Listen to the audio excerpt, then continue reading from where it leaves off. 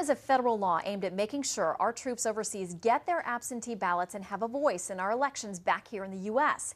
But some say the Department of Justice is not planning to actively enforce the law this year, even hinting to state elections officials that they may get a pass if they don't get those ballots out on time. These are our men and women on the front lines. Well, the Department of Justice vehemently denies the accusations, but Quin Hillyer is a senior editorial writer for the Washington Times who says there is more to this story. He's talked to people who should know.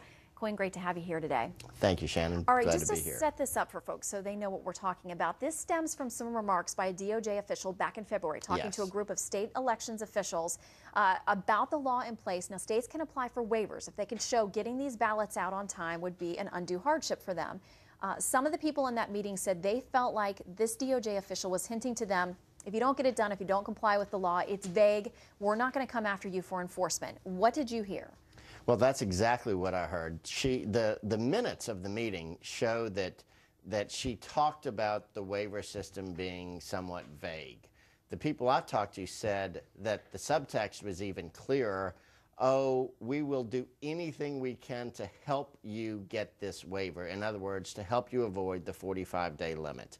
And again, the subtext of that is, if you don't go to the outer limits to make sure that military votes count, well, then that's okay with us. Okay, when you say 45 days, we're talking about this federal law passed last fall says you have to get the absentee ballots. All the states have to get them out 45 days in advance to our folks serving overseas on the front lines.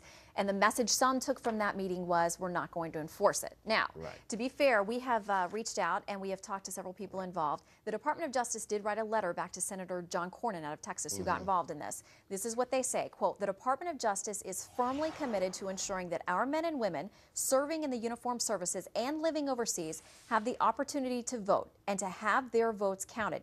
Any suggestion to the contrary is simply untrue. They say they're going to enforce this law. In that same letter, they also went on to say that Rebecca Wirtz's comments were taken out of context. Is that what the folks who were inside the meeting you talked to, was that their impression?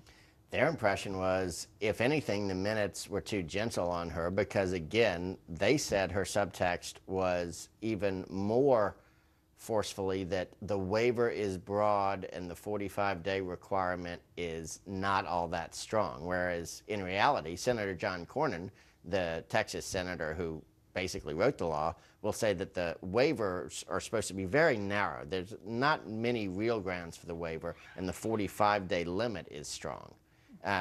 They're saying she was emphasizing the opposite. And when I talked to him, you mentioned he's the author of this law, making sure it was a bipartisan law to make sure our troops get to vote.